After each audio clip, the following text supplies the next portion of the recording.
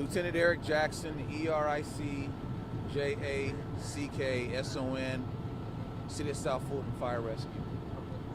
Good morning to you all. So City of South Fulton Fire Rescue received a call of a reported house fire here in the 7200 block of Oswego Trail here in the City of South Fulton.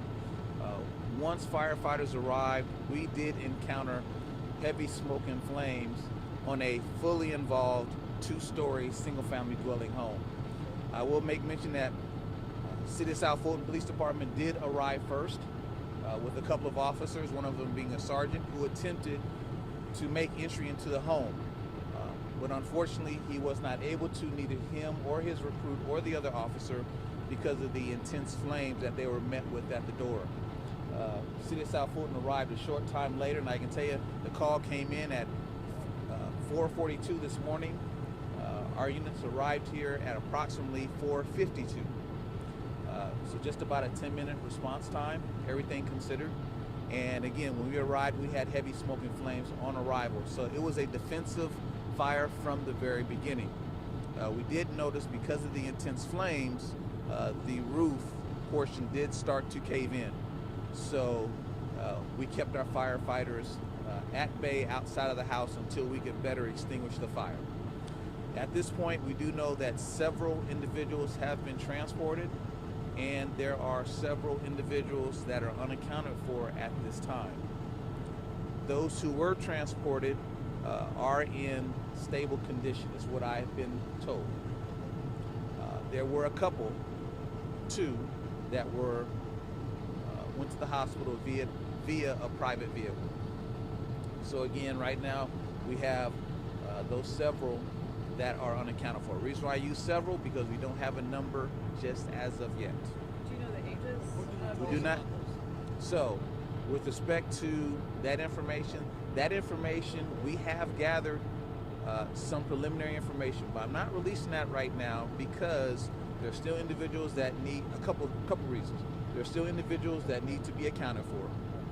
There are still individuals that need to be notified, because not everyone knows who all has necessarily gone to the hospital, and for those that are unaccounted for. So for those reasons, we're not releasing specifics as of right now.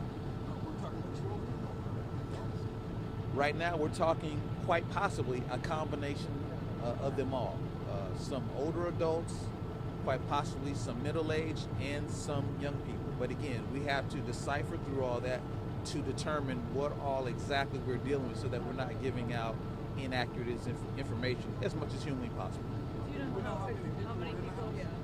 I beg your pardon? How many people were in the house? Again, we've been given a number, but we're kind of keeping that close to the vest because we don't want to have to put numbers out there and continually keep changing them. And when you say unaccounted for, are you saying they were unable to be found in the home, or they're known to live in that residence? So when I say accounted for, meaning that they cannot be contacted right now, who were associated with this group of people. So we don't know where they are right now, and that's why we're looking for them. I know there are some cases where sometimes people will exit a home, and for whatever reason, others aren't aware of their whereabouts. So we're just kind of playing it safe right now, and we're calling them unaccounted for until we can verify their location. Do you know if this is a single family? Like, is this all within the same family, or are there, the connections here? We're finding that information out too. We've been given, again, with that information, that preliminary information, we're trying to determine, okay, are we talking about one large family? Are we talking about friends? Are we talking about two different families? We're trying to work all that information through.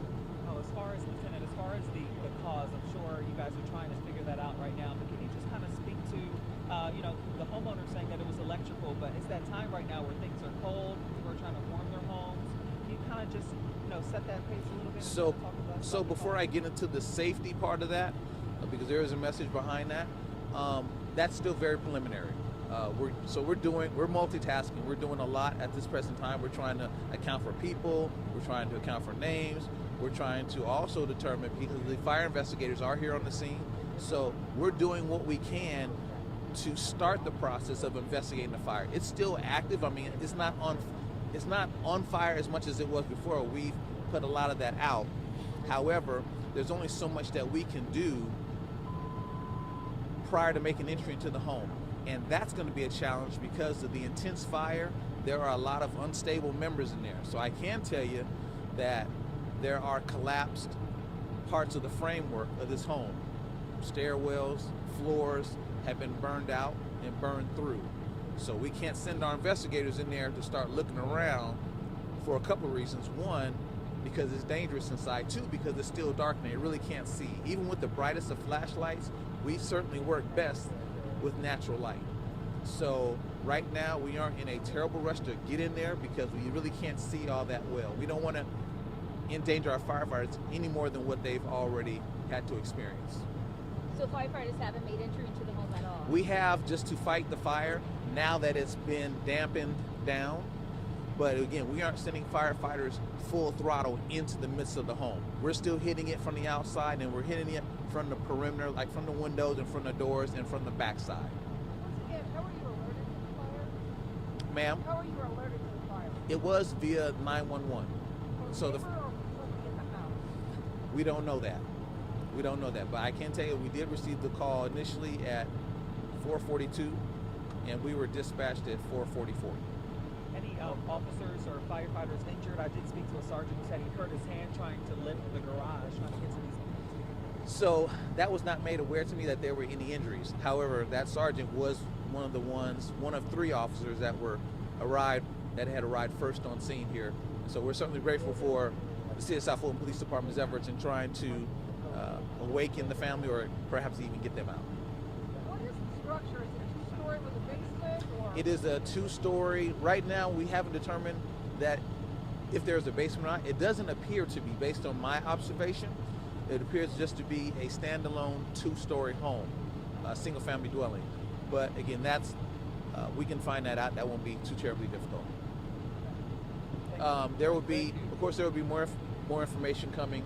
I'll be here with you all, and I can say that this is a different kind of day because our firefighters were already preparing to attend a funeral of a Noonan city firefighter that was going to take place today. So there are a lot of resources, a lot of moving parts, and then to have this to occur so early in the morning on the heels of going to pay respects to one of our other fallen comrades is a little different. Hits a little bit different this morning. So again, thank y'all, and I'll be giving you updates as soon as I can, when I can, okay? And thank y'all for y'all patience and just being attentive and so forth and so on.